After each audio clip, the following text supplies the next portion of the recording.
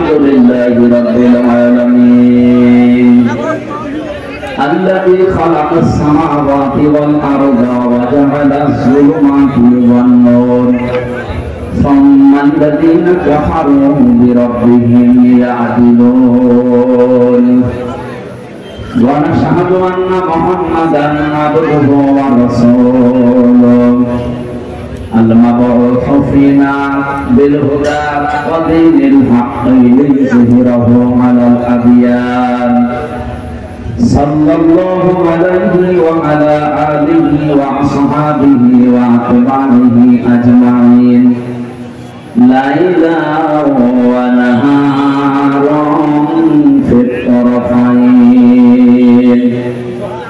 فقد قال الله تعالى في كلامه المجيد وبرهانه التوحيد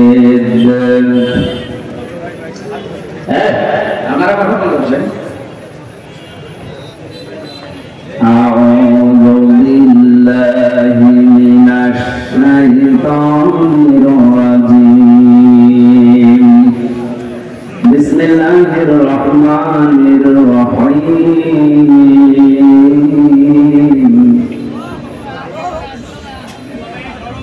يا بني آدم قد أنزلنا عليكم لباسا قد أنزلنا عليكم لباسا يواري سوآتكم وريشا ولباس التقوى بالخير ولباس التقوى ذلك خير ذلك من آيات الله لعلهم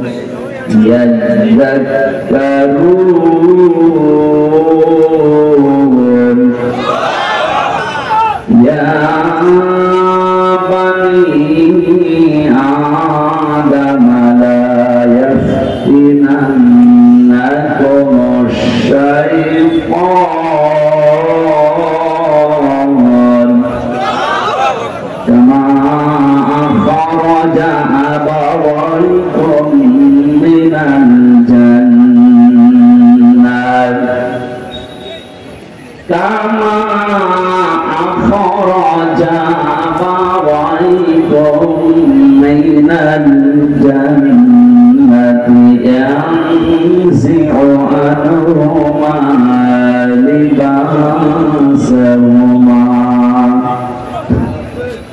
ينزع عنهما لباسهما ليريهما سوآتهما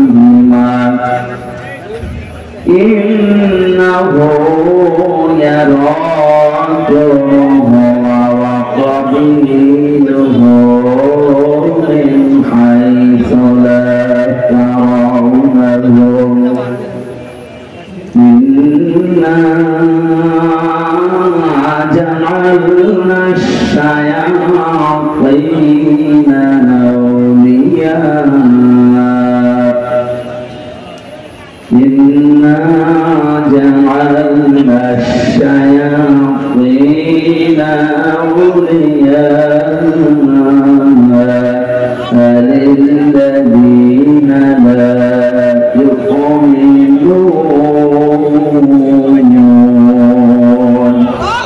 اللهم صل على سيدنا مولانا محمد وعلى آل سيدنا مولانا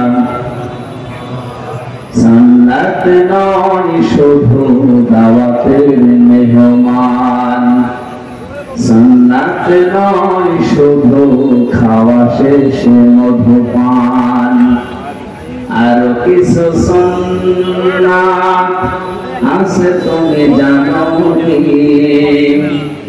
জানলে জীবনে কঠোরতা মানো কি সুন্নাত শুধু নয় মাজলুম সহায়ক সুন্নাত অভুবে জালিমের প্রতিরোধ সুন্নাত শুধু নয় মেষ চড়তে যাওয়া আর সুন্নাত হলো রাষ্ট্রনায়ক হওয়া মহাব্বতে তার সুদিনের সাথী তুমি হামজার মতো তার পাশে থাকো কি আর কিছু সুন্নাত আছে তুমি জানো কি জানলেও জীবনে কখনো তা মানো কি আলহামদুলিল্লাহ ব্যবসায়ীদের উদ্যোগে গোবিন্দগঞ্জ গাইবান্ধা তাফসীর কোরআন মাহফিল যদিও সিরাতের মাস চলছে নবীজির জন্মের মাস ইন্তেকালের মাস আপনারা সিরাত অনুষ্ঠান দিতে পারতেন তাফসীর কোরআন মাহফিল যেহেতু দিয়েছেন আমরা তাফসীর আকারে কিছু কথা বলবো ইনশাআল্লাহ আমার আজকের আলোচনার বিষয় শয়তানের প্রথম হামলা এবং তার পদ্ধতি মানুষের উপরে যে শয়তানের প্রথম হামলা কেমন ছিল কিভাবে ও হামলা করেছিল আমরা ওই কথাগুলো আজকে কোরআনে কারীম থেকে জানার চেষ্টা চালাবো ইনশাআল্লাহ দোলাপাড় কোঠিবাড়ি কেন্দ্রে ঈদগাহ ময়দান গোপালগঞ্জ নাকি রবীন্দ্রগঞ্জ গোপালগঞ্জ তো মনে হয় আপনি আছে ওটা তো সেদিন বলেছিলাম যে আশপাশে যে তিনটা জেলা আছে ভাগ করে দিন কারণ জেলাকে মানুষ যেভাবে গালি যাচ্ছে আমার মনে হচ্ছে জেলা যদি থাকে 32 যেমন 33 হয়ে গেছে না জানি আবার কবরও হারিয়ে যায়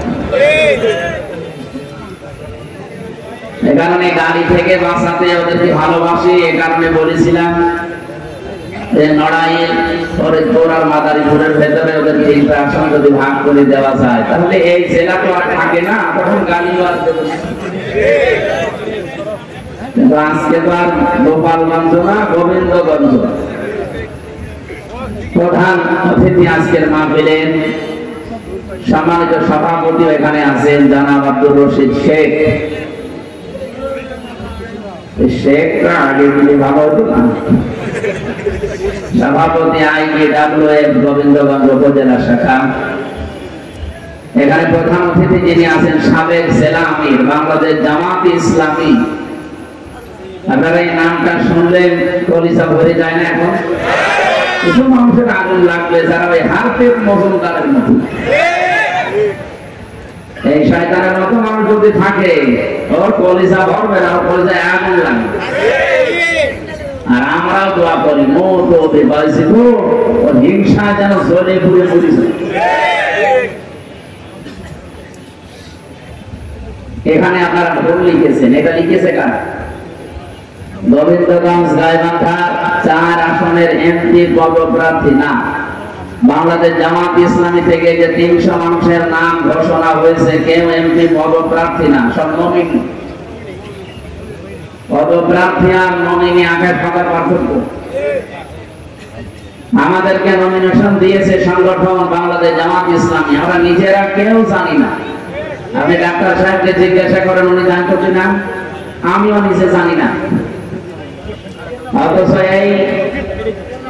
এইটা পাওয়ার জন্য অন্যান্য দলে যারা আছে দেখেন আমার মনে হয় বাংলাদেশে এমনও দল আছে এই পদ পাওয়ার জন্য 5 টাকা তো দূরের কথা শুধু পদ পাওয়ার জন্য মারামারি করে মরে যাবে নাকি বেশি করে ফেললাম এখনো তো খেলা আরম্ভ হয়নি আপনি দেখেন কি হয়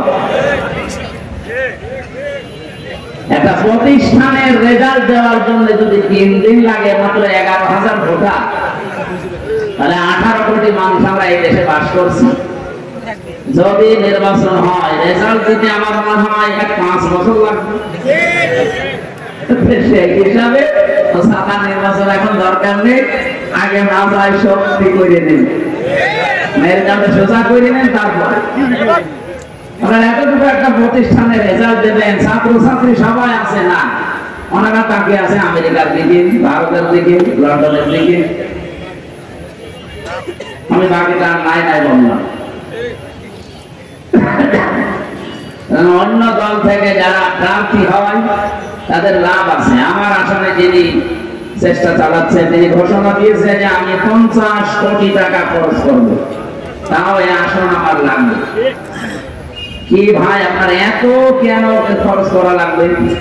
50 কোটি টাকা যদি আপনি খরচ করেন, আমার মনে হয় আপনার 5 বছরে 500 কোটি টাকা আপনি কালেকশন করবেন। জামাত ইসলামী বাংলাদেশে যাদের নাম দিয়েছে, আপনারা শোনেননি আমির জামাতের ঘোষণা যে এই দল থেকে কেউ এমপি মন্ত্রী হলে 5 বছরে তার একটা টাকা বাড়বে না, যা আছে আরো কমে যাবে।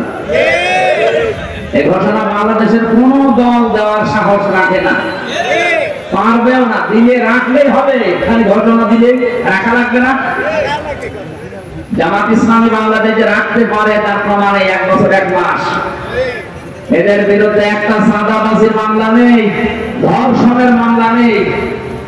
অথচ যারা গলাবাজি করে, যারা এই যে ফাপড় মারে, বাংলায় ঠিক বলে যেন ফাপড় মারে, আপনি দেখেন তো তাদের নামে মামলা পাহাড় জমে গেছে। খালি পেছনের শক্তি থাকার কারণে কিছু হচ্ছে না। এর জবাব জনগণ কিভাবে দেয় তার প্রমাণ ডাকসু আর ডাকসু। আমার মনে হয় কারো যদি লজ্জা থাকে, ওর তো অন্তত লজ্জাই মরে যাওয়ার কথা। আশা করছে তাদের হুঁশ ফিরবে। এরপর যদি হুঁশ না ফেরে, মনে করতে হবে হুঁশ বলে আর কিছু নেই।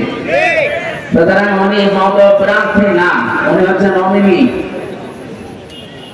জননেতা জনাব ডাক্তার আব্দুর রহিম সরকার দামাত বারাকাতুহুল আলিয়া, এতদিন পর্যন্ত আপনাদের ভেতরে উনি বেড়ে উঠেছিলেন।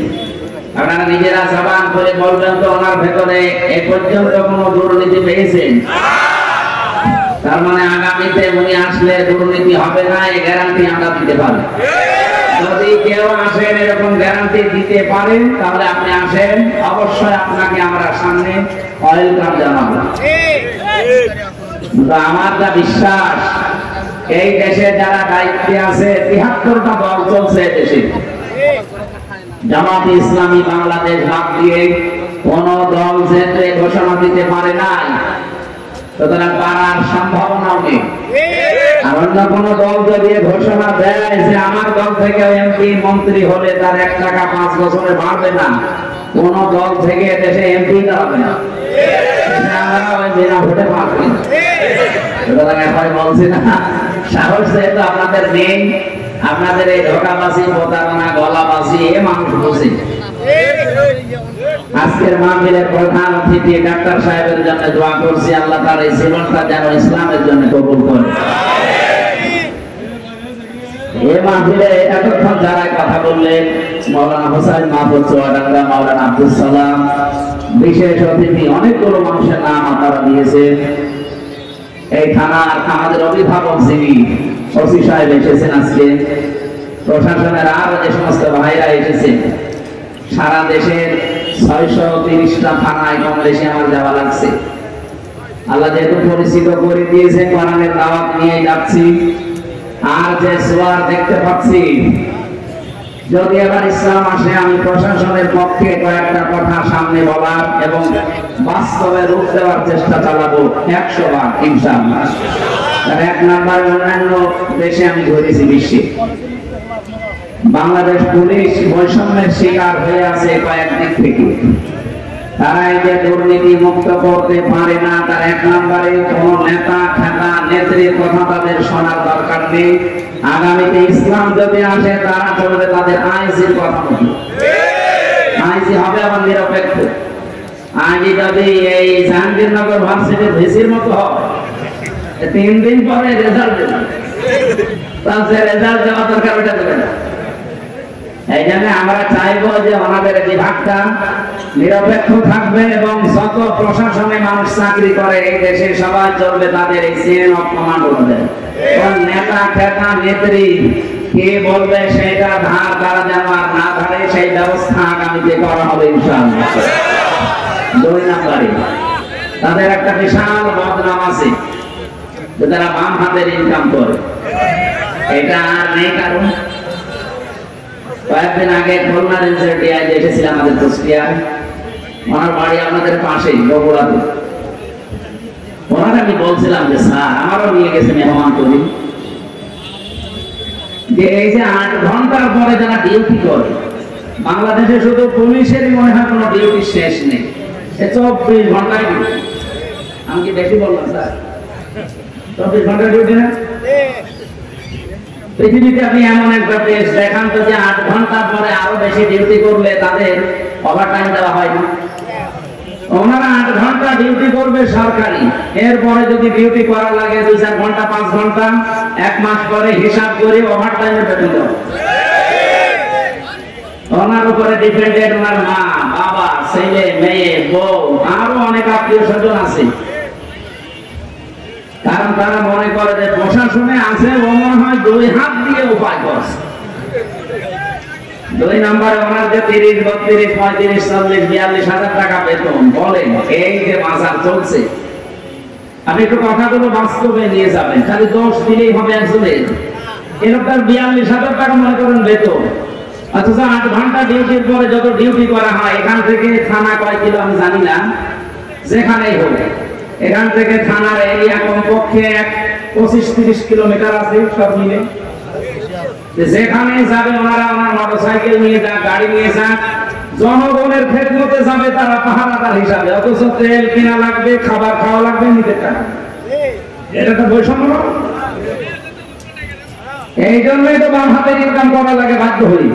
আর আমরা একবারে দোষ চাপিয়ে দেই যে পুলিশ মানে ঘুষ খায় না। আপনি সে ব্যবস্থা করে দেন।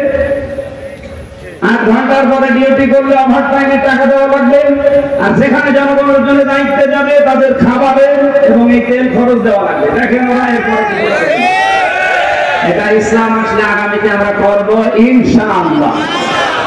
প্রশাসনের দায়িত্বে আজকে যারা এই মাহফিল শৃঙ্খলা ঠিক রাখার জন্য এসেছেন, আল্লাহ তাদের এই দায়িত্বটা আজকে যারা ইবাদত হিসাবে কবুল করে ইনশাআল্লাহ। মাহফিলের মঞ্চে বসা আছে সম্মানিত ওলামায়ে কেরাম। আমি এই শব্দটা আলাদা করে বললাম কেন? কারণ আলেমদের মর্যাদা এত বেশি দিয়েছেন আল্লাহ। ইন্নামা ইয়াখশাল্লাহা মিন ইবাদিহিল উলামা। এই পৃথিবীতে সবচেয়ে বেশি ভয় আমি আল্লাহকে করে আলেমরা। কিন্তু আলেম আবার আলেম হওয়া লাগবে। খালি নামের আগে আমার মতো মুফতি লিখা থাকলে আলেম? এখনো পর্যন্ত বাংলাদেশে বহু আলেম, বহু ইমাম, খতিব, তারা এই ধান্দা আছে যে যদি ইসলামের পক্ষে কাজ করি, ইসলাম যদি এবার ক্ষমতায় না যায়, তাহলে আমার ইমামতি থাকবে তো? আরে ভাই, আপনি ইমামতি নিয়ে আসেন, আর আপনার এই সন্দেহ কেন হয় যে ইসলাম এবার আসবে না?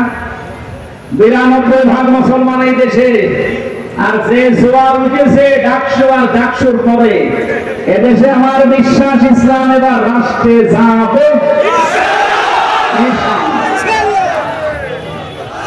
সন্তান মাইক হাতে নিয়ে যদি বলে যে আমার বাবার সম্পদ আমি পাই কি না পাই, আমার সন্দেহ লাগছে, ওটা কি সন্তান নাকি অন্য কিছু? আরেক গ্রামের লোক বলবে না যে আপনি নিজের বাবার সন্তান, আপনি পাবেন না, মানে আপনি উত্তরাধিকারী সূত্রে তো পাবেন, অন্য কেউ পাবে? সন্তান এটা বলবে যেমন পাগল। যে মানুষগুলোর জ্ঞান আছে, যাদের নামের আগে আমরা আলেম লেখা দেখি, এখনো তারা অ্যাক্টিভ না। আপনি আবার কবে হবে? যদি ইসলাম এসে যায় আপনি কিন্তু সমস্যায় পড়ে যাবেন। 100% বিশ্বাস করবেন, আমি তো করি এবার ইসলাম এদেশের রাষ্ট্র ক্ষমতায় আসবে। আমি শেষে হাসাই লাগিয়েছি, এটাকে আমি বানালাম। সূরা আলে ইমরানে আল্লাহ জানিয়েছেন, ওয়ালা তাহিনু ওয়ালা তাহজানু ওয়া আনতুমুল আ'লাউনা ইন কুনতুম মুমিনিন। কোনো ভয় নেই, কোনো চিন্তা নেই, দুশ্চিন্তার কারণ নেই। ওয়া আনতুমুল আ'লাউনা, এখানে আলেম আছে কিনা আমি জানি না, এখানে শব্দ ছিল আনতুম আ'লাউনা, অথচ আল্লাহ পাক আ'লাউনার আগে আলিফ লাম লাগিয়ে যে নির্দিষ্ট করে দিয়েছেন। আরবি গ্রামার অনুযায়ী মুবতাদা যদি মারিফা নির্দিষ্ট হয়, খবর হবে নাকিরা অনির্দিষ্ট। রব্বুল আলামিন এখানে খবর যেটা নাকিরা অনির্দিষ্ট সেইটাও মারিফা নির্দিষ্ট বানিয়ে দিলেন। খবর যদি কোনো সময় মারিফা হয়ে যায়, ফিল হাসরা, হাসরের ফায়দা দেয়, বাংলা অর্থ দাঁড়ায় হবে, শুধু হবে না, শেষে হর্ষই লাগাতে হবে। আল্লাহ পাক যেহেতু গ্যারান্টি দিলেন নিজে যে বিষয় তোমরা হবে যদি শুধুমাত্র মুমিন হতে পারো। বাংলার মুসলমানেরা জবান খুলে বললেন বিজয় দেওয়ার একচ্ছত্র মালিকানা কার? মুমিন হওয়ার দায়িত্ব কার? আল্লাহ মুমিন হবে, আর কিছু করবেন না। ভাই ভাই, আল্লাহ তো মুমিন আছেন, নাম তো মুমিন, সুতরাং আপনাকে মুমিন হওয়ার শর্ত লাগিয়েছে আল্লাহ। যদি এবার আমরা সত্যিকারের মুমিন হতে পারি, মাস্ট দিয়ে আল্লাহ তার কথা রাখবে। নাকি আল্লাহ এরকম যে সকালে এক কথা বিকালে আরেক কথা বলে? রব্বুল আলামিন বলেন আতাম্মাত কালিমাতু রাব্বিকা সিদকাও ওয়া আদলা লা মুবাদদিলা লিকালিমাতি ওয়া হুয়াস সামিউল আলীম। সূরা আনআমের 115 নম্বর আয়াতের ভেতরে পাবেন 8 নাম্বার 12 প্রথম নাম্বার পৃষ্ঠার 11 নাম্বার লাইনে আছে। যত তাফসীর আমি পড়েছি আয়াত দিয়ে, আমার কাছে এই তিনটা বিষয় ধরা পড়েছে। আল্লাহ পাক বলেন, হে নবী, আমি যে কালাম পাঠালাম এর প্রত্যেকটা কথা সত্য। 2 নম্বরে সিদকা ওয়া আদলা, এটা ন্যায় ইনসাফ দিয়ে পরিপূর্ণ। 3 নম্বরে আমার কোরআনে আমি যা বললাম কিয়ামত পর্যন্ত কোনো পরিবর্তন নেই, যা বলেছি ওটা হবে। এই জন্য আমরা এত সাহস নিয়ে বলতে পারছি এবার ইসলাম জায়গা মতো যাবে ইনশাআল্লাহ। এখানে যারা এখনো দদুল্লামার অবস্থায় আছে যে জমি বাবার পাই কি না পায়, এ ধান্দা কি ভালো? আপনি তাহলে মনে হয় অন্য কারো সন্তান। বাংলাদেশের বৈধ নাগরিক আমরা, 92% মানুষ আমরা এখানে মুসলমান। এবার আপনি 100% বিশ্বাস নিয়ে বাড়ি যেতে পারেন। যেভাবে জোয়ার উঠেছে, ঝড় উঠলে ঝরা পাতাগুলো আকাশে ওঠে। এবার ঝড় উঠেছে, অবশ্যই ঝড়ে কেউ যারা আমরা পড়ে আছি নিচে, আমাদের তো আল্লাহ উপরে তোলার জন্য এই ঝড় সৃষ্টি করে দিয়েছিলেন। জাহাঙ্গীরনগর বিশ্ববিদ্যালয়ে মুসলিম শব্দ পর্যন্ত বাদ দেওয়া হয়েছিল। ইসলামী সাবজেক্ট যে কয়টা ছিল, কেউ পরিচয় দিলে তাকে হত্যা করা কোনো ব্যাপারই না, এরকম জায়গা ওইটা।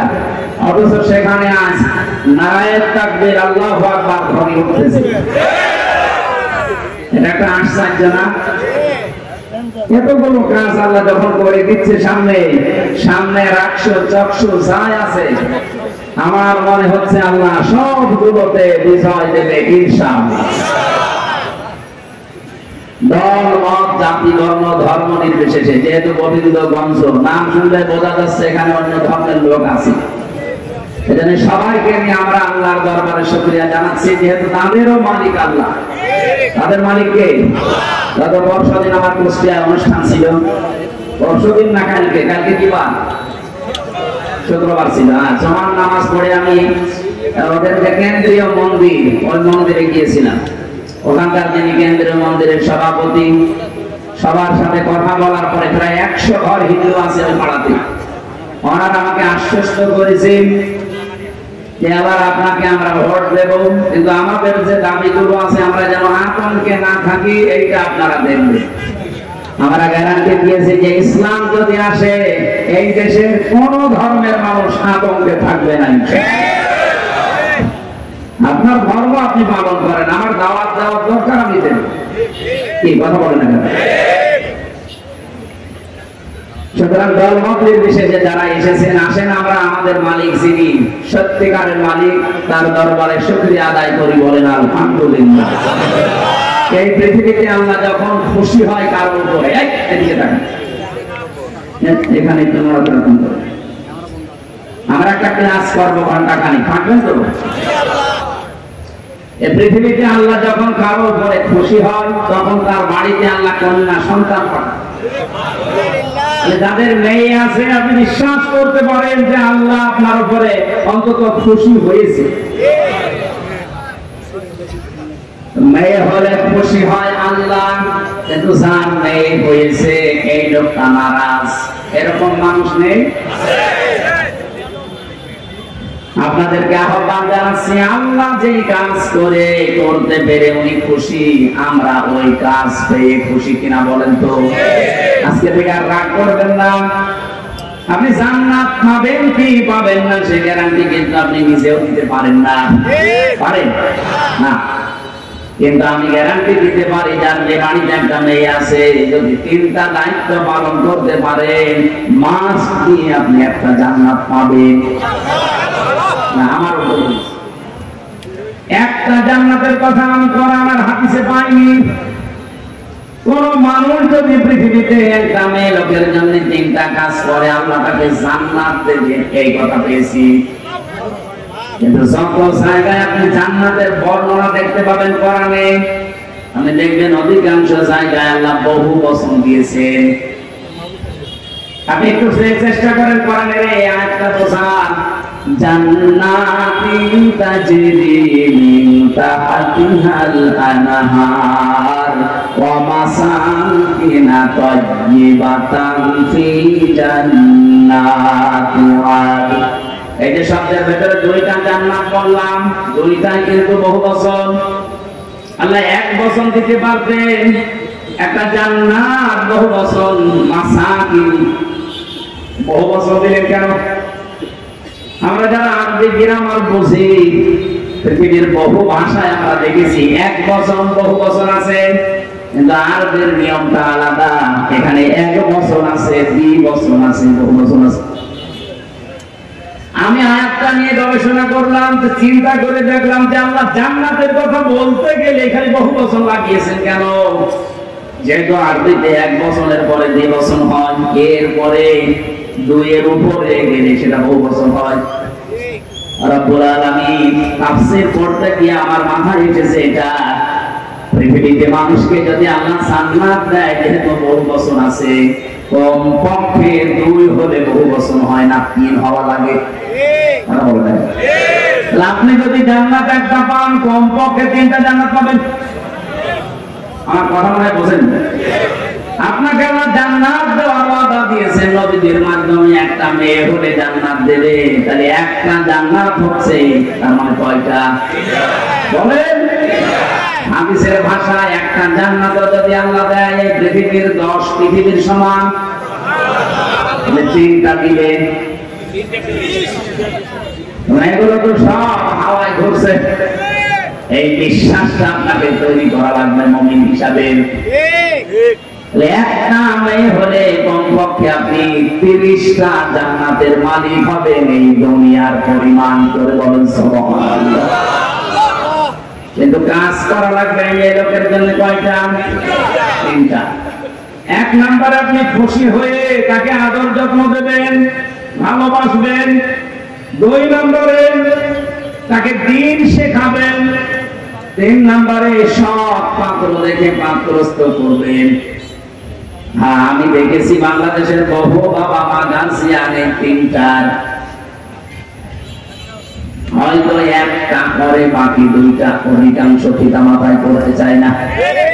সন্তান হলে উনি খুশি, ওর পেছনে খরচ করে, ভালোবাসা দেয়, মহব্বত দেখায়, কিন্তু 2 নম্বরে তাকে দ্বীন শিক্ষা দেওয়া লাগবে।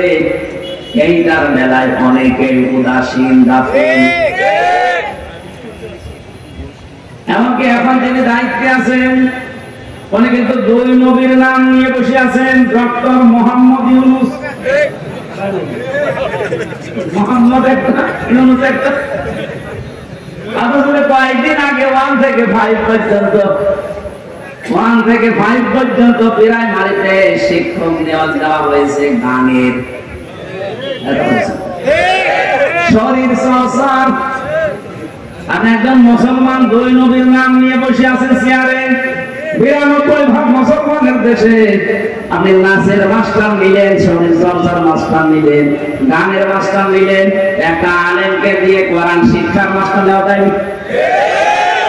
এটা আমরা জানাচ্ছি আজকে সারা বাংলাদেশের মুসলমানদের এবং মানুষের একই দাবি যে আপনি যেহেতু ফেব্রুয়ারির 12 তারিখে নির্বাচন দিয়ে চলে যাবেন, যান এমন একটা কাজ করে যান যেহেতু আপনি অমর হয়ে থাকবেন। আমরা মুসলমানের এই দেশে 1 থেকে 5 পর্যন্ত একটা ধর্মীয় শিক্ষা চাই না, চাই না? তারা চান দেখে লিল্লাহে তাকবীর। দেখেন তো হাত তুলেছে কিনা?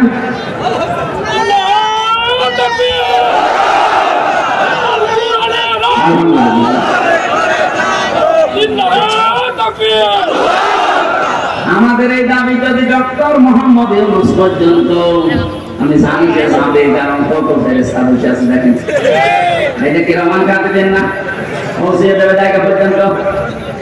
ওনার খান পর্যন্ত যাওয়ার পরও যদি কিছু নাও করে, আমার আরশ পর্যন্ত চলে গেছে।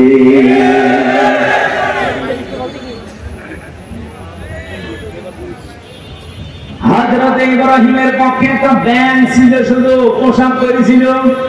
ফেরেশতা জিবরাইল এসে ডাক দিয়েছে, এতটুকু পোশাবে নমরুদের বিশাল অগ্নিকুণ্ড কিছু হবে না। ব্যাং ওই দিন বলেছে, ফেরেশতা আমি জানি আমার পোশাবে কিছু হবে না, কারণ এত প্রজ্বলিত আগুন 1 কিলোমিটার উপর দিয়ে যদি পাখি উড়ে যায়, ঝলসে পড়ে যায়, কি দাও দাও করছে আগুন। সেখানে আমি এত দূর থেকে শুধু পোশাক ধরছি, আমি জানি কিছু হবে না, কিন্তু আমার মালিক আল্লাহকে দেখাতে চায় যে আমি নবী ইব্রাহিমের পক্ষে আছি।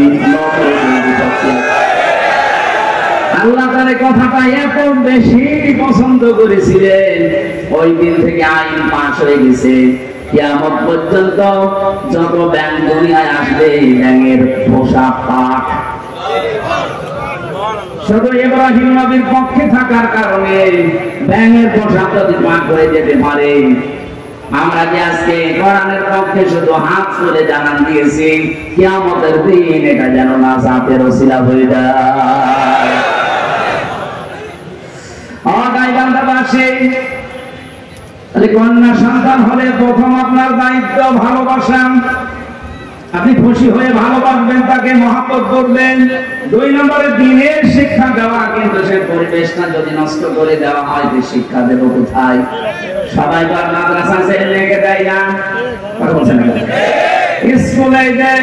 মুসলমানের দেশে স্কুলের সিস্টেম গুলো এই করেন, 1 থেকে 5 পর্যন্ত পড়লেও যেন ইসলামের মৌলিক নিয়ম নীতি গুলো অলরেডি জেনে ফেলে, এরকম ব্যবস্থাটা করে দেন। আর সেইটা এখন কিন্তু সময়। আগে যারা ছিল, আমি নাম দিতেও ঘৃণা করি, এই জালেমা মহিলার, ওরা 1 থেকে 5 পর্যন্ত পড়ার পরে একটা ছেলে বৃত্তি পরীক্ষা দেয়। আমি নিজেও বৃত্তি দিয়েছি, এরপরে এইটাও বৃত্তি পরীক্ষা আছে। 100 মার্কের কোরআন আর হাদিস ছিল আগে, আমি নিজে পরীক্ষা দিয়েছিলাম। 15.5 বছরে জালেমা যাদের দায়িত্ব দিয়েছিল, এই শিক্ষামন্ত্রী নামে কলঙ্ক এই নাস্তিক গুলো 1 থেকে 5 এ পড়ার পর বৃত্তি পরীক্ষা দেবে, 100 মার্কের কোরআন হাদিসের শয়তানরা তুলে দিয়েছে। আমরা চাই ওটা আবার পুনর্বহাল করা হোক। আরে মানুষ পরীক্ষার ফলে হলেও পড়ে, ওটা যদি সিলেবাসে না থাকে, ও তো আস্তে আস্তে সবই ভুলে যাবে। গত বছর আমি জেল থেকে বের হওয়ার পরে একটা মাহফিলে এসেছিলাম, এই যে পাশের জেলা নীলফামারী। নীলফামারীর একটা থানা আছে কিশোরগঞ্জ, ওখানে একটা বৃদ্ধাশ্রম আছে, দেখতে গিয়েছিলাম। যে দেখে এদিকে 25 জন মা, এদিকে 25 জন বাবা, মুরব্বী সব বসে আছে। যেই কয়েকজনের সাথে কথা বলেছি, সবগুলো হাওমাও করে কাঁদছিল। এক মহিলা আমার হাত চেপে ধরে, মুরব্বী মানুষ, বলছে বাবা আমার 3টা ছেলে মেয়ে, সব বিদেশে থাকে, কিন্তু আজকে আমি এখানে পড়ে আছি এই বৃদ্ধাশ্রমে। বললাম আপনার কি মনে হয় এখানে পড়ে থাকার কারণে বলেন তো? অনেকবার দুইটি কথা বলেছিলেন। এক নম্বরে প্রথম দোষটা আমার, দুই নম্বরের দোষ আমার পুত্রবধূর। প্রথম দোষ আমার এই তিনটা ছেলে মেয়ে সব হায়ার এডুকেটেড, অনার্স মাস্টার্স করাম, সব বাইরের দেশে থাকে। আমি তাদেরকে দ্বীনের শিক্ষা, কোরআনের শিক্ষাটা ছোটবেলা থেকে দেইনি, এইটা আমার অপরাধ। ঠিক আছে।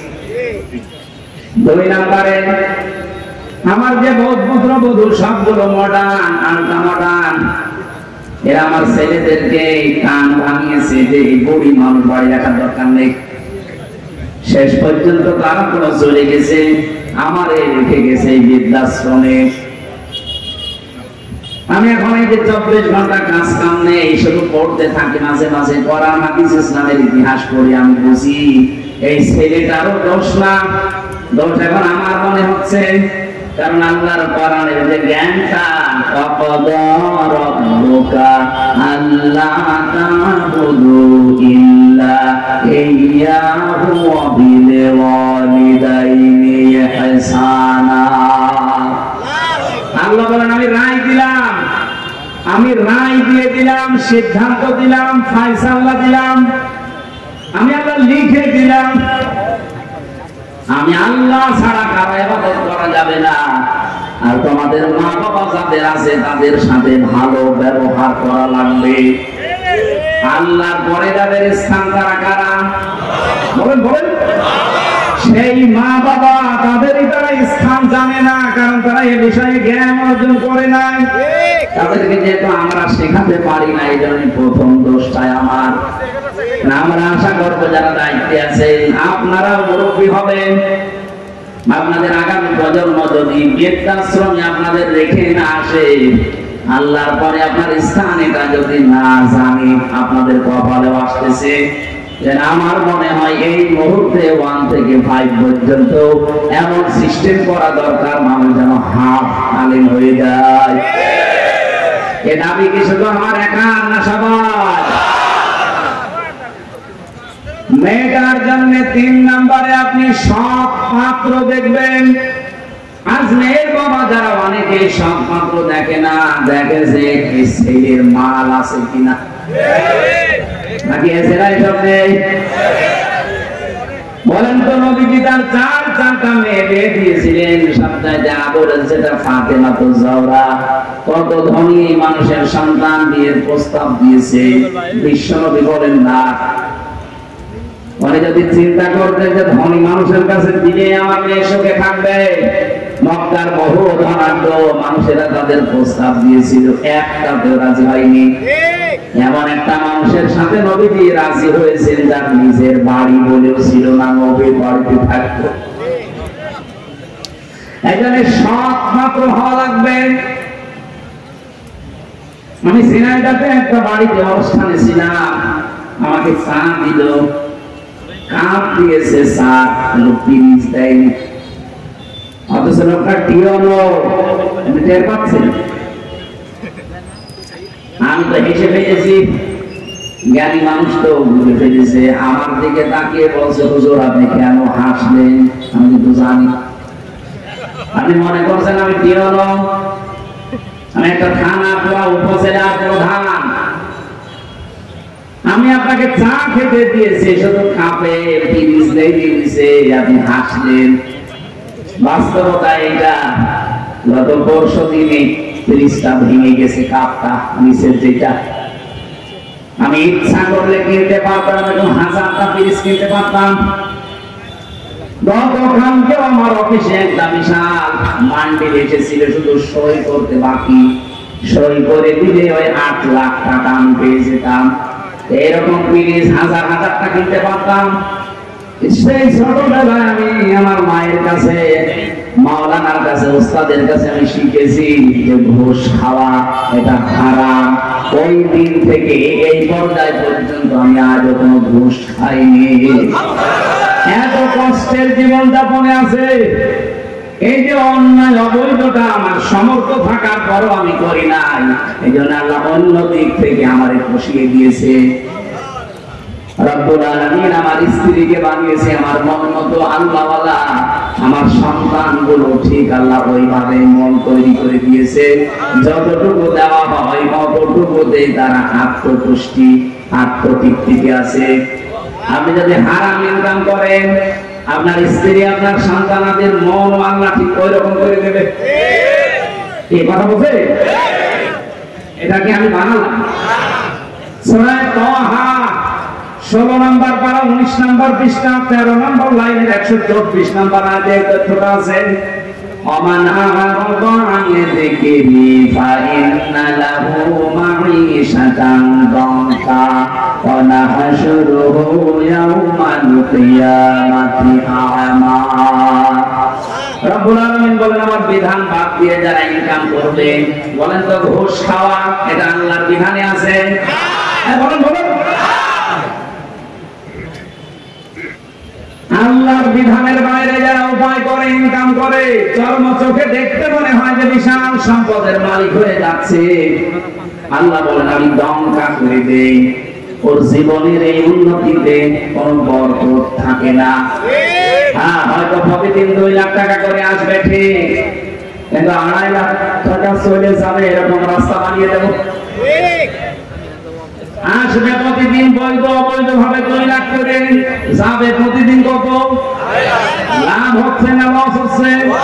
এটা তো একটা গেল।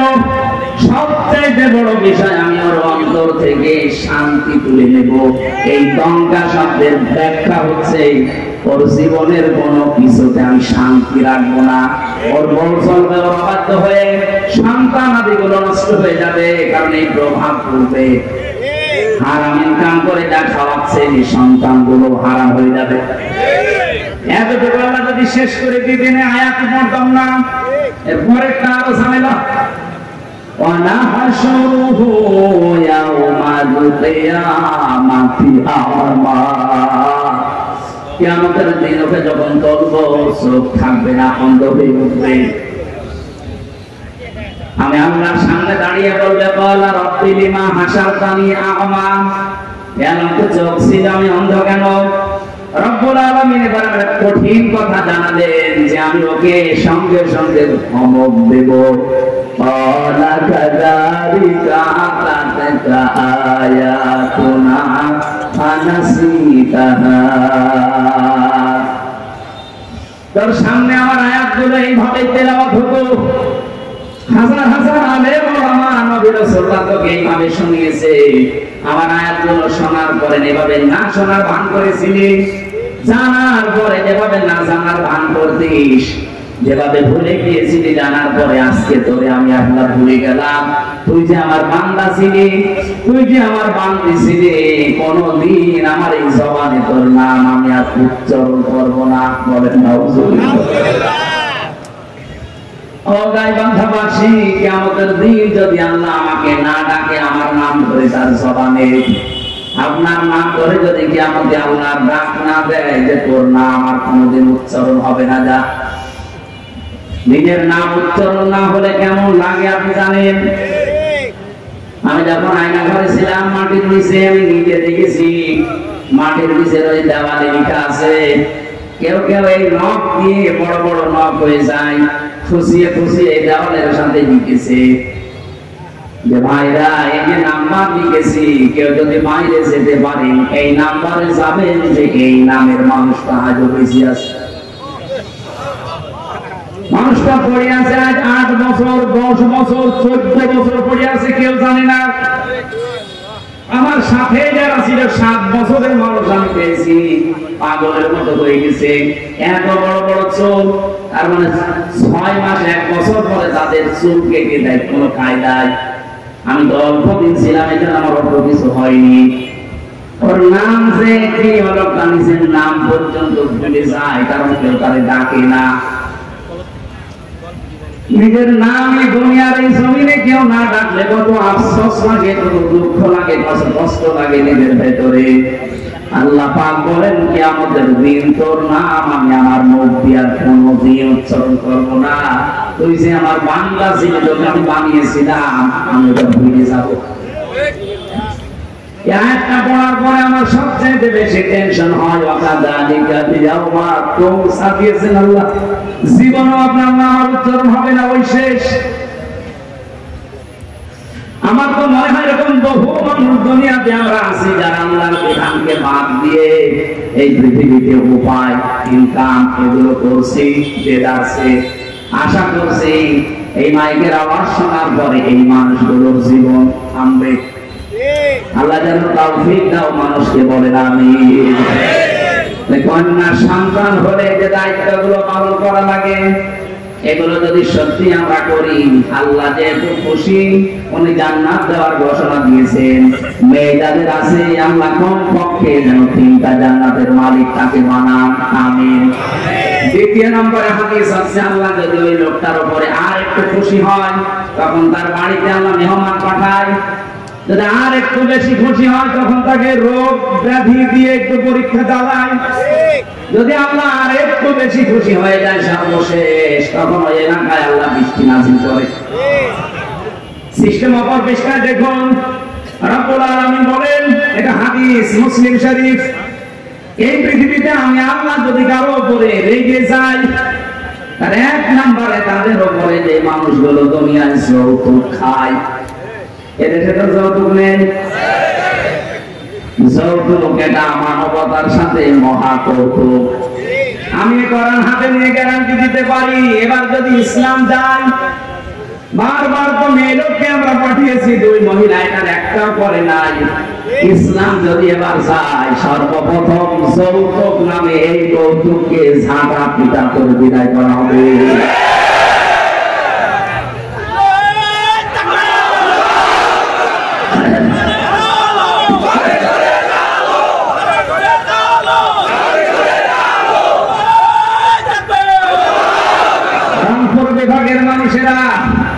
এটা শুধু যৌতুকের বিষয় না, বহু বাড়িতে আমরা এখনো পর্যন্ত দেখি 200, 300, 500 মানুষকে নিয়ে যাচ্ছে বরযাত্রী।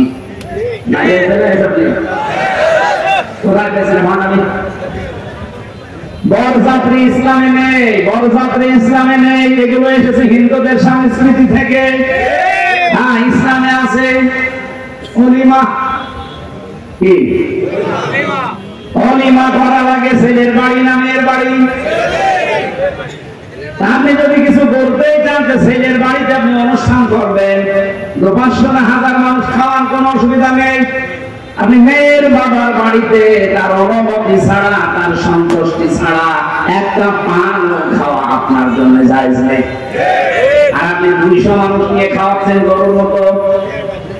আজকে থেকে সিদ্ধান্ত নেওয়া লাগবে যে যেটা ইসলামে নেই। এই বরযাত্রীর দাওয়াত পেলে আমি আর জীবনে যাব না। কারা কারা রাজি আছেন দেখে? অনেকে হাত তুলছে না।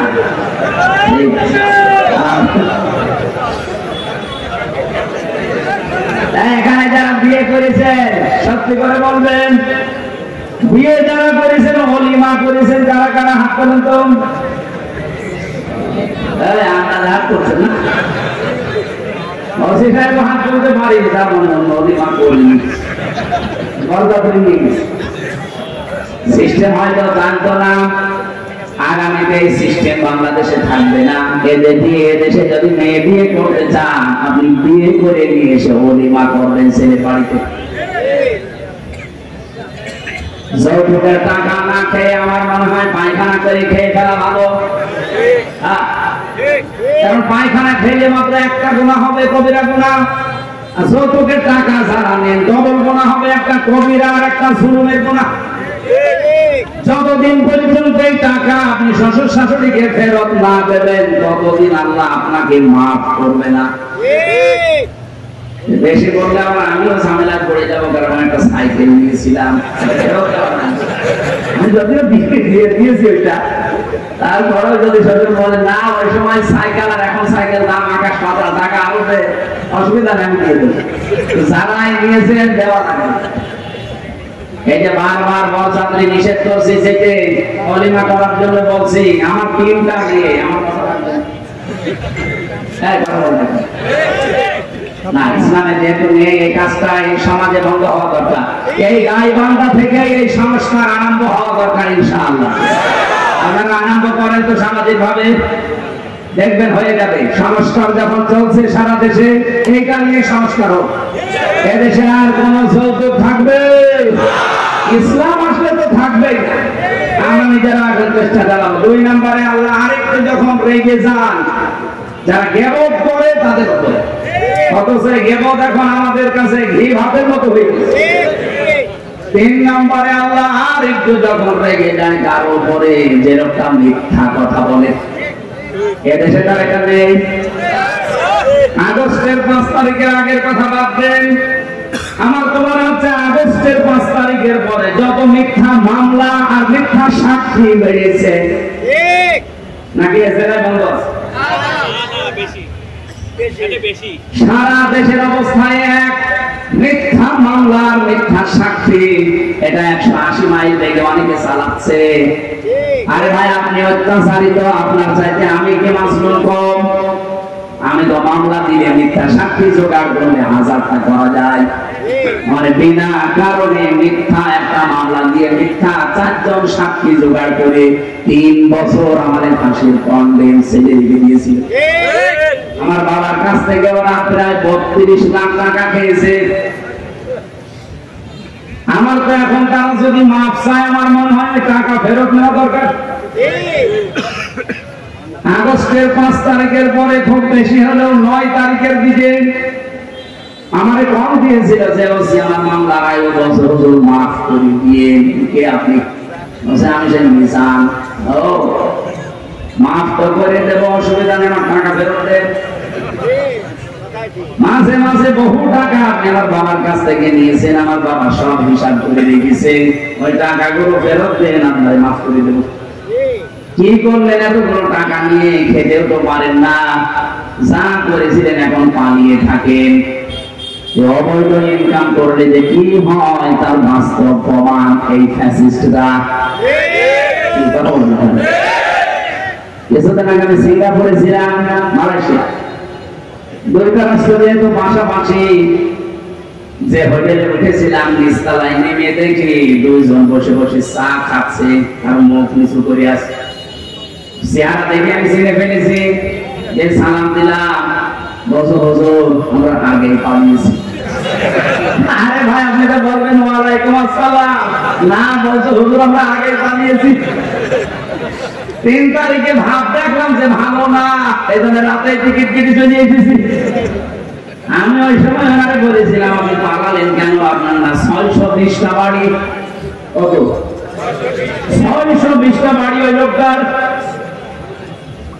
ওরা সাহেব পাড়া বানিয়েছে মালয়েশিয়ায়, সিঙ্গাপুরে ফ্ল্যাট নিয়েছে, কানাডায় ওরা বানিয়েছে, লন্ডনে বানিয়েছে বেগম পাড়া, বিভিন্ন দেশে তো আছে, বাংলাদেশেও বহু জায়গায় তাদের বাড়ি। আল জাজিরা রিপোর্ট দিয়েছে ওই লোকটার বাড়ির সংখ্যা 620টা। আল্লাহর কি ইশারায় একটা বাড়িতেও থাকতে পারে না, হোটেলে থাকে। বাইরে বের হতে পারেন না, সবসময় এখানে পড়ে থাকে। বাইরে যাবো, কোন আশায় যাবো? 20 লাখ বাঙালি থাকে মালয়েশিয়া।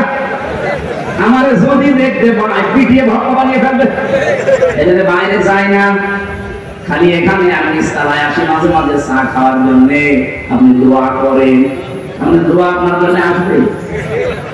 আপনি যা করেছেন আপনার জন্য দোয়া আসবেন। এই জন্য জালেমদের পরিণতি কি হয়েছে এটা দেখার পরও যদি এখনো কারো হুঁশ না হয়, আমার মনে হয় এরা যেন নেপালের দিকে তাকায়। দেখেন না, মন্ত্রীদেরকে নদীর ভেতরে চুবাচ্ছে। এখন আরম্ভ হয়েছে নদীর ওখানে। বাংলাদেশ থেকে মনে হচ্ছে সারা বিশ্ব শিখে ফেলেছে। অবৈধভাবে কেউ আর আগামীতে টিকে থাকার চেষ্টা করবেন না, জীবনও করবেন না। সে ভুল এদেশের মানুষের ভেঙে গেছে। এই দেশ থেকে শিক্ষা নিয়েছে সিরিয়া, এই দেশ থেকে শিক্ষা নিয়েছে নেপাল, এই দেশ থেকে শিক্ষা নিয়েছে দাদারা। দেখেন কি হয় দাদার। আমার তো মনে হয় কোরআন হাদিস পড়ে যতটুকু পেয়েছি, নদীর পরিণতি হবে এই কারণে, কারণে শয়তান আল্লাহর ঘর টুকরা টুকরা করেছে। আল্লাহর কত ঘর সে ভেঙেছে বলেন তো? আল্লাহর ঘরের ইট পাথর ফলে নাই, ওর কপালে লাগিয়েছে এটা। দেখেন কি টুকরা টুকরা হয়।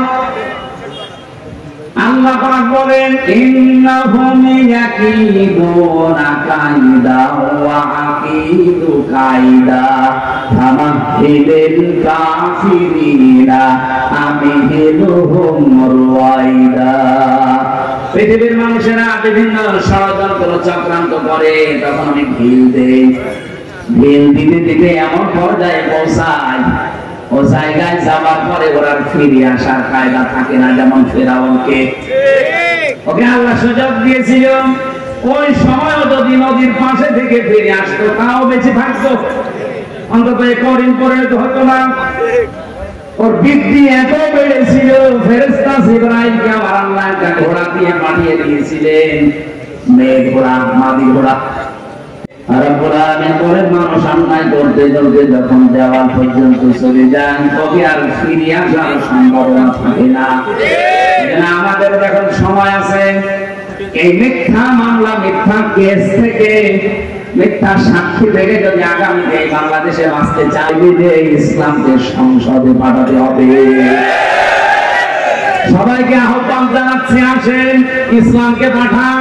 আপনিও নিরাপদে থাকতে পারবেন, আমিও নিরাপদে থাকতে পারবো। গোবিন্দচন্দ্র পরামানিক, রাজবাড়ি বাড়ি, উনি সারা বাংলাদেশের হিন্দু মহাজোটের মহাসচিব।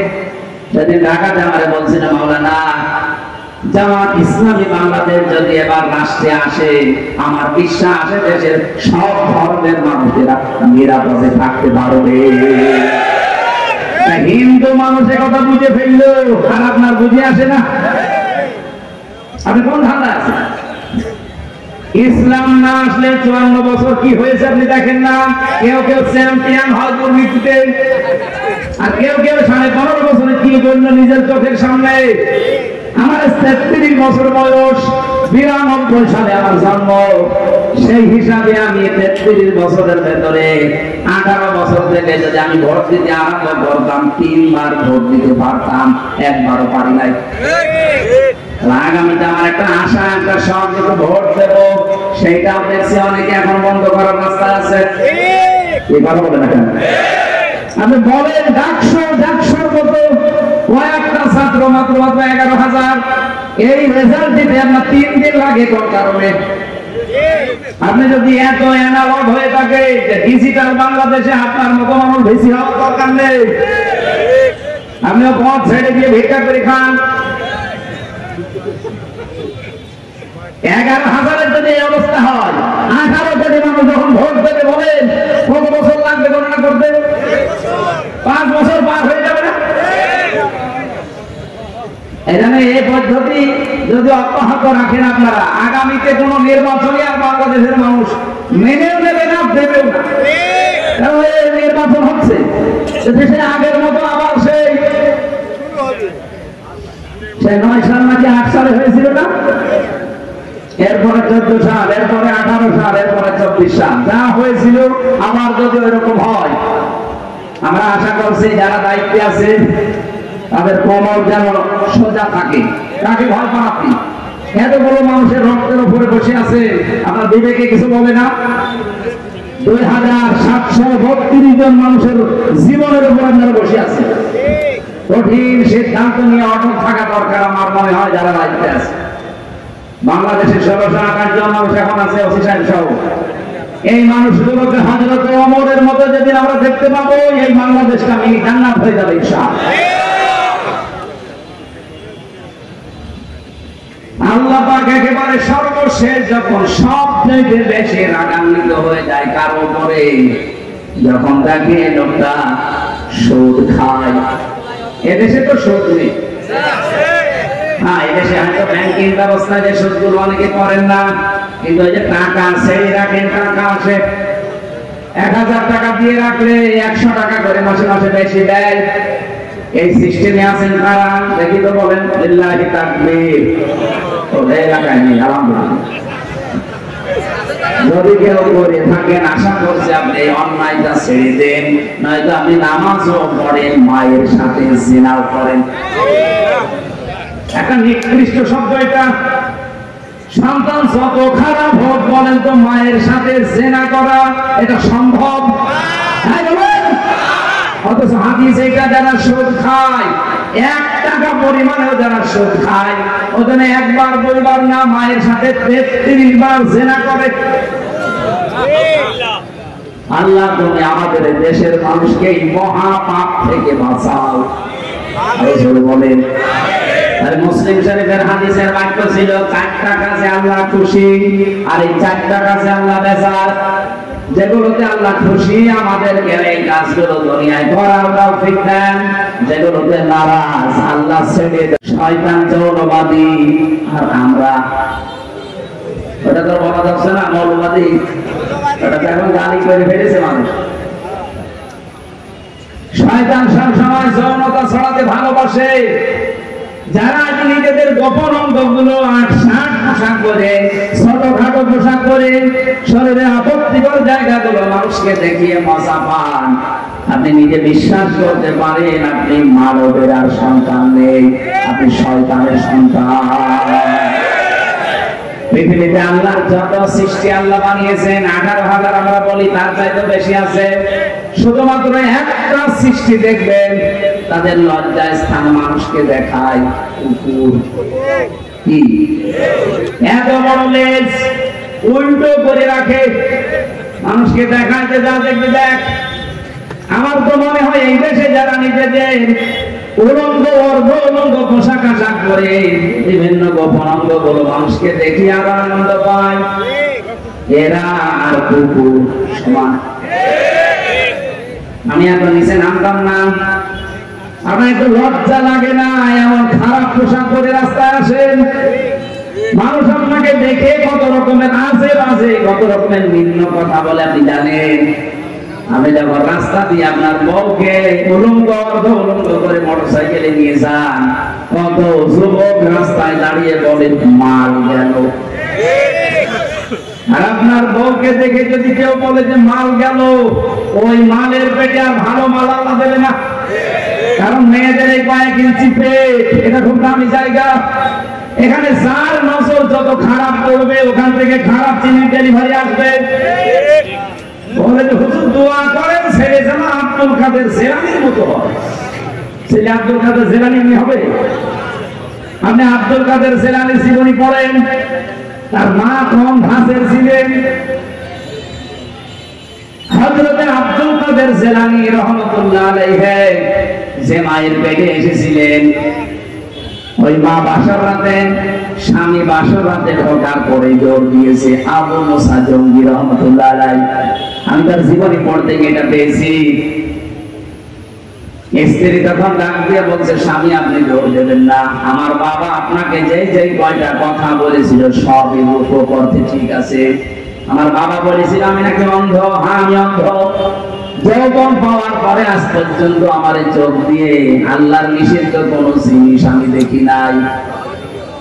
মেয়েরা যৌবন পায় কখন? এখানে একটা মাসলা বলা দরকার। মেয়েরা এসেছে, সম্মানিত মা বোনেরা, যখন পয়েন্ট এসেছে আপনাদের মাসলাটা জানা দরকার। মেয়ে মানুষেরা যৌবন প্রাপ্ত হয় যখন তাদের শরীর খারাপ হয়, সেটা 12 বছর 15 বছর 16 বছর যাই হোক, যখনই শরীর খারাপ হবে ওই দিন থেকে তাদের নামাজ এবং রোজা ফরজ। এরপর থেকে বাবার আন্ডারে মায়ের আন্ডারে যতদিন থাকবে, যদি 1 ওয়াক্ত নামাজ কাজা করে, যদি না পড়ে যা গুনাহ হবে এই বাবা মার। এখানে আরেকটা বিষয় বলা দরকার, মেয়ে কখন যৌবন পেয়েছে এটা অনেক বাবা জানে না, কিন্তু মা জানে। এটা বলছেন কেন? এজন্য মায়েদের উচিত বাবাকে আপনি ইঙ্গিত দেবেন, তোমার মেয়ে কিন্তু এই অবস্থা। সকালে ফজরের নামাজ শুধু নিজে ঢিপ দিয়ে চলে আসবে না, সেজদাটা মেয়েও যেন দেয় সে ব্যবস্থা করো। ওই এতদিন তো অভ্যাস ছিল না, ওকে অভ্যাস তৈরি করাও। হয় নিজে ডেকে দাও, নিজে আমাদের তাকিদ দাও, না আমাকে দিয়ে ভালো করে তাকিদ দাও। কারণ এই মেয়েটা এই যে 12 বছর 13 বছরে যৌবন পেয়েছে, এর বড় নামাজ পড়ে না। কিয়ামতের দিন যখন আল্লাহ বিচার করতে বসবে, নাজালুহুমা তাহাতা আকদামিনা, তোমাকে আর আমাকে সামনে নিয়ে আল্লাহ বলেন মুখের উপরে জোড়া লাথি দিয়ে জাহান্নামে দেবে। বহু মেয়ে বহু ছেলে জোড়া লাথি মুখে দিয়ে আপনাকে আমাকে জাহান্নামে নেবে, শুধু অসচেতন থাকার কারণে। এখানে সচেতন হবেন আজকে থেকে মায়েরা। আমি যেদিন যৌবন পেয়েছি ওই দিন থেকে আমার এই চোখ দিয়ে কোনো নিষিদ্ধ জিনিস আমি দেখি না। এই জন্য বাবা আপনাকে বলেছে আমি নাকি অন্ধ। আমার বাবা বলেছিল আমি ন্যাংরা, আমার এই পা দিয়ে হারাম কোনো কাজে আমি যাইনি। বাবা বলেছিল আমি কালা, আমার এই কান দিয়ে আমি আজ পর্যন্ত কারো গীবত শুনিনি। বাবা বলেছিল আমি বোবা, আমার এই মন দিয়ে হারাম কোনো কথা আমি বের করি না। এই যে এতগুলো কথা শোনার পরে এই বংশে এসেছিল, এই মায়ের পেটে এসেছিল হযরত আব্দুল কাদের জিলানী। 6 বছর মাত্র বয়স হয়েছে তার। ওনার পুরা জীবনে আমি পড়েছি। ওনার মা নিয়ে গেছে মক্তবে। ওস্তাদ বলছে এই বলো আলিফ। মনে বলছে হুজুর আলিফের অর্থ কি? আলিফের কোনো অর্থ হয় না।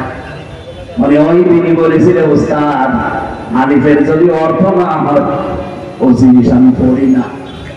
কারণ যে জিনিসের অর্থ নেই ও জিনিস পড়ি আমি করবো কি? আপনি ওকে অর্থ শেখান। উনি বলছে তুমি জানো আলিফের মানে? হ্যাঁ জানি। বলো দেখি। উনি আলিফ লাম মিম দিয়ে আরম্ভ করেছিলেন আল্লাহু লা ইলাহা ইল্লা হুয়াল হাইয়ুল কাইয়্যুম। সূরা বাকারা 255 নম্বর যেটা আয়াতুল কুরসি বলে আমরা জানি। এ পর্যন্ত তেলাওয়াত করে আসলেন। এবার তিনি আল্লাহর পরিচয় তুলে ধরলেন 10টা। এখানে আল্লাহর 10টা ক্ষমতার কথা আছে। ওস্তাদ কাঁদতে কাঁদতে বেহুশ হয়ে গেছে।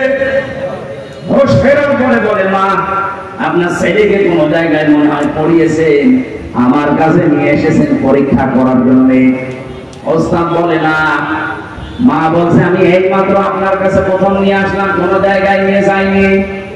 ওস্তাদ বলছে আপনার দোষ, সৌভাগ্য যে এতটুকু বাচ্চা এর কোরআনে কারিমের প্রায় 18 পারা পর্যন্ত আয়ত্ত করা আছে। প্রতিটি আয়াত সে সুন্দর করে পড়তে পারে। অনেক আয়াতের অর্থ সে বলছে। আমাকে আল্লাহর 10টা ক্ষমতা শুনিয়েছে আয়াতুল কুরসি দিয়ে। মা আমার কান্না আরম্ভ করলেন। ওস্তাদ বলে আপনি কাঁদেন কেন? আপনার তো সৌভাগ্য, খুশি হওয়ার কথা। বলে না আমি নিজেও কোরআনের হাফেজা। আমার সন্তান পেটে আসার পর আমি প্রতিনিয়ত কোরআন পড়তাম। যখন জন্ম নিয়েছে ফজরের নামাজ পড়ার পরে আমি একে পাশে বসিয়ে বসিয়ে আমি নিজে পড়তাম। আমি দেখেছি আমার আব্দুল কাদের আমার মুখের দিকে তাকিয়ে মুখ মেলাচ্ছে। ওস্তাদ আমার আফসোস হচ্ছে এই কারণে আমি যদি আর একটু কষ্ট করে পড়াটাই প্রতিদিন পড়তাম আমার ছোট সন্তান এই ছোট বয়সে কোরআনের হাফেজ হয়ে যেত। আব্দুল কাদের জিলানী এমনি এসেছিল পেটে। আপনার বিয়ের আগেই পেট সারা দেশের মানুষের দেখা শেষ। এমন ব্লাউজ গায়ে দিয়েছে মনে হচ্ছে ফুটবল খেলার মাঠ। এই দিক থেকে একটা ফিতা, ওই দিক থেকে আর একটা ফিতা, মাঝখানে দিয়েছে গেরো। ওটা ফুটবল খেলার সেন্টার। কত মানুষ আছে মাঝে নজর ওই দিকে দেয় নাকি এলাকায় নেই? মা বোন যারা এসেছেন নিজেদেরকে রক্ষা করেন। আল্লাহ এর পরের শব্দ দিয়েছেন রিশা। শুধুমাত্র লজ্জা নিবারণ করার জন্য পোশাক দেয়নি, সৌন্দর্য বৃদ্ধি করার জন্য পোশাক আমি দিয়েছি। হ্যাঁ এখানে ব্যাখ্যা দুইটা। আপনি শুধুমাত্র সৌন্দর্য প্রদর্শন করতে পারেন পোশাক আশাকের মাধ্যমে। বিবাহিতা মেয়েরা তার স্বামীর কাছে কথা বোঝা যায়। আপনি পোশাকের দ্বারা যদি সৌন্দর্য বর্ধন করতে চান করবেন, কিন্তু কার জন্য? স্বামী সারা পৃথিবীর কারোর জন্য, এমনকি নিজের বাবার জন্য মেয়েদের স্বাস্থ্য করা যায় নেই। আজকে যে পরকীয়া প্রেম বাড়ে, বহু মানুষকে আমি বলতে শুনেছি হুজুর যেভাবে চাই ওইভাবে করে না। কি আমি চাই আমার বউরাতে নাইট টেস্ট করে থাকবে, ও করে না। এই জন্য অন্য জায়গায় লাইন করি। এরকম দেখেন এখানে পরকীয়া প্রেম করেন কার হাত না তুমি? এই জেলা তো একেবারে মডেল জেলা, কোনো কিছু নেই, যৌতুক নেই, পরকীয়া প্রেম নেই, অসিত খুব আরামে আছে।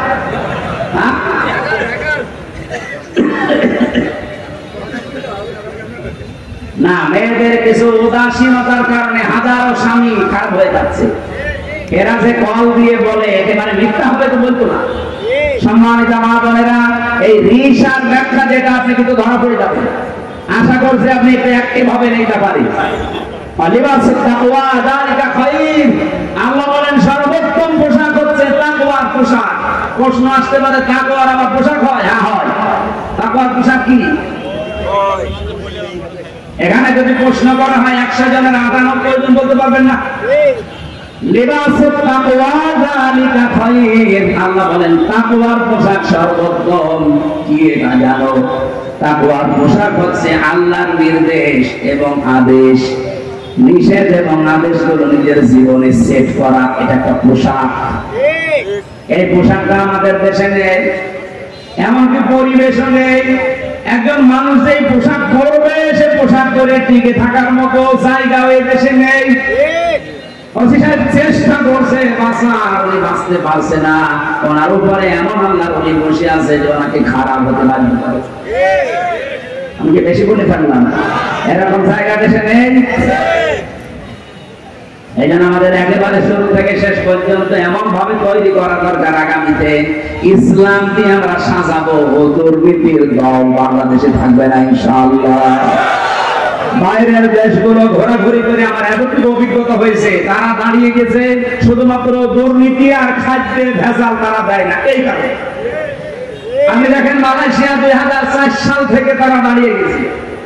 এই 21 বছরে তারা বিশ্বের মানচিত্রে একটা নাম করা দেশ, আর আমরা 54 বছরও দাঁড়াতে পারিনি। কারণ দুইটা, এদেশে দুর্নীতি বন্ধ হয় না আর খাদ্যে ভেজাল দেওয়া শেষ হয় না। এই দুইটা কন্ট্রোল করতে পারলে আমাদের দেশও দাঁড়িয়ে যাবে ইনশাআল্লাহ।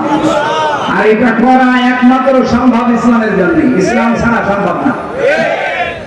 দারিগামিন আয়াতিল্লাহ, আল্লাহ বলেন এগুলো আমার নিদর্শন। লাআল্লাহুম ইয়াযাক্কারুন। আশা করছি আমার এই ওয়াজ তোমরা মেনে নিবা। এখন একটা একটা করে যত আয়াত আছে এর উপর ভেতরে এক একটা শব্দে লক্ষ লক্ষ কথা আছে। আপনারা ভেজা কাদা বিভিন্ন জায়গায় দাঁড়িয়ে বসে আছেন, এই কষ্টের দিকে তাকানো লাগছে। আর আমি, আপনারা জানেন, বাংলাদেশ জামাত ইসলামী থেকে আমাদের মনোনি বানিয়েছে। সেই সকাল থেকে শুরু করে সন্ধ্যা পর্যন্ত 8টা 10টা করে অনুষ্ঠান। এরপরে মাগরিবের পরে বের হয়ে এসে 9:30 10টায় আমাদের অনুষ্ঠান ধরি। আমরা আজকে আর জানতে পারছি না, 11:30 বাজে।